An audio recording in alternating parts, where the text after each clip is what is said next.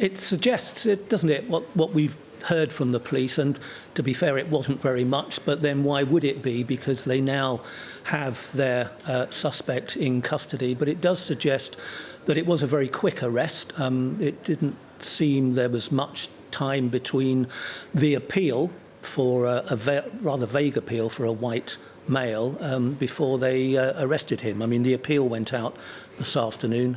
He was arrested this afternoon. So it may be that they already had his identity, or it may be that somebody close to him recognised from what the police had said, or he was behaving very oddly, and that prompted somebody to call in and make his arrest happen. But it certainly seems the police are very confident, reading between the lines, about their suspect. I mean, of course, it may not be him, but I think the indications are that they feel confident they've got the right man.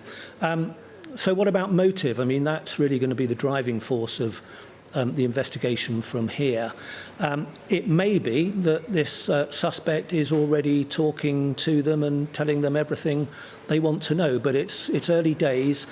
He will have to be assessed by a doctor to see that he's fit to be questioned, so the interrogation may not already have begun. But they seem to know, the police seem to know quite a bit, enough to rule out at this stage any terror motive, any political motive. So if it's not that, what is it? Well, there are a number of possibilities.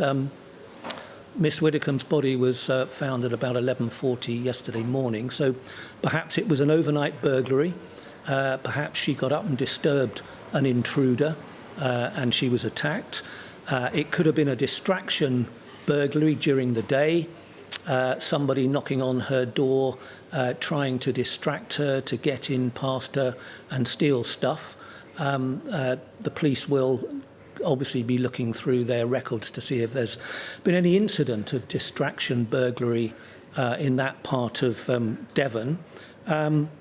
It could be somebody with mental health issues, a complete stranger, or it could be somebody with a personal grudge against Miss Widdecombe. And if that was the case, if somebody had set out to deliberately hurt her, it wouldn't have been very difficult to find out where she was living. I mean, I think she called her house Widdecombe Rest.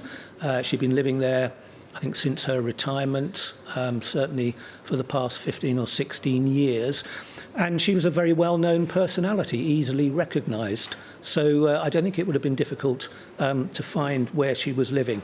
What they're doing now, they will be picking apart her life, particularly over the past 24, 48 hours, who she met, who she spoke to, who she was in contact with, anything that might suggest any conflict or give anybody a motive to cause her harm. And of course, picking over the immediate life for the last few days of the suspect too.